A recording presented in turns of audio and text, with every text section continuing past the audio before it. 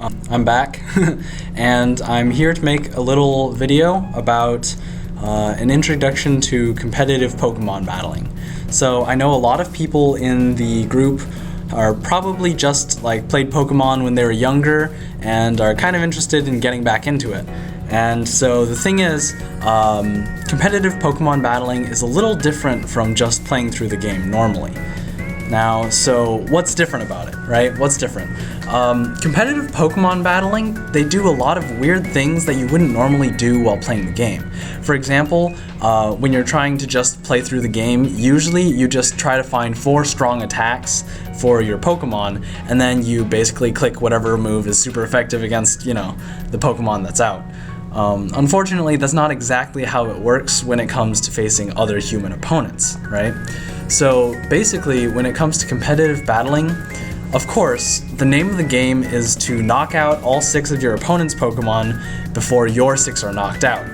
And so there are various ways to do this, the most obvious way being damage, right? Using normal damaging attacks. Another way is to wear them down with residual damage, and another way is to just sort of beat them by making them take recoil and things like that.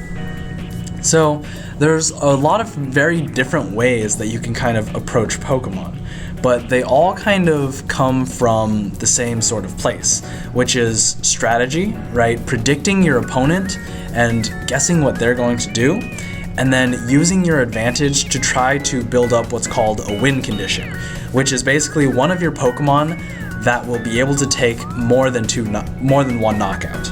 So if you do the math, right, since you have 6 Pokemon and they have 6 Pokemon, if your Pokemon knocks out one other Pokemon and then gets knocked out, you're essentially trading and you're not gaining any advantage. In order for you to win, one of your Pokemon has to knock out at least 2 of the opponent's Pokemon. So we'll talk more about that in a little bit. But first, I wanted to talk about some things that we do in competitive battling that seem kind of strange, because at first it doesn't seem like they're really accomplishing anything. And so I wanted to kind of go over what those are about. So first up is non-attacking moves. Usually you just want to use moves like, Earthquake or Crunch or Ice Beam, to try to deal as much damage to your opponent as possible. As you can see here, we're on the Pokemon Showdown team builder, just so I can illustrate my purposes. But a lot of times, competitive battlers will use moves that don't actually deal any damage, or moves that are very low in power. Now, why is this? Well, there are a couple of reasons. So first off, reasons for using non-attacking moves are 1, to set up, 2, to establish entry hazards, 3, for status, and 4, for things like speed control and stuff like that. So let's go over those. First, to set up. So what does it mean to set up?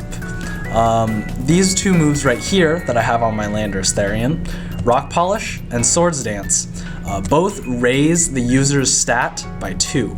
Rock Polish in this case raises the user's speed by 2, and Swords Dance raises the user's attack by 2. What this exactly means I'll go into later, but basically it means that these moves boost Landorus's speed and attack respectively. These boosts are only active while the Pokemon is switched in, but if your Pokemon, once it gets these boosts, is able to knock out multiple Pokemon on the other person's team, then you'll be able to get an advantage. So in other words, you can kind of set up to take out multiple Pokemon on your opponent's team. So moves like Swords Dance and the special variant Nasty Plot are really, really nice because they give you a huge attack or special attack bonus, which allow you to get knockouts against Pokemon that you normally wouldn't be able to knock out. So please note that this set is not an actual set. I'm just illustrating some moves that I think are useful. So next I want to talk about hazards, which is pertinent to this move, Stealth Rock. So what Stealth Rock does is it puts up pointed stones around your opponent's team. And what this does is every time your opponent switches in a Pokemon, it takes damage from Stealth Rocks. The base amount of damage is 12.5% of that Pokemon's maximum health. But it also factors in a weakness to rock. For example, if you bring in a Pidgeot, which is a flying and normal type, then you would be 2 times weak to rock, which means you would take 25% instead of 12.5%. In the same manner, if you brought in Charizard, who is fire and flying, you would be quadruple weak to rock, and you would take 50% from just stealth rocks upon switching in. So entry hazards like stealth rocks and other moves like spikes and toxic spikes are really, really important because they help you rack up something called residual damage. And this is really important, especially in competitive battling, when you're really trying to use switching of Pokemon to gain momentum. If you're able to constrain the other person from switching by using entry hazards, which means they'll take damage every time they switch, then they become much more easy to predict. So that's another really good reason. And there are some games, especially one that I'll show you guys later, that really focus around setting